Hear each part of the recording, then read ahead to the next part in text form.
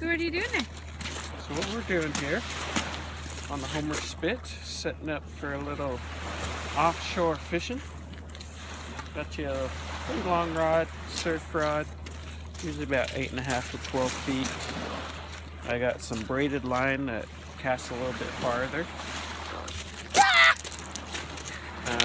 I got my 2 bait right here that I'm going to cut up and put into the river as chum. Especially the fish. Got a little herring there, secret bait. What's a secret bait? Right now I got a 3-way swivel attached to a 4-ounce weight, and then braided line to my leader of clear monofilament, about 30-pound fish.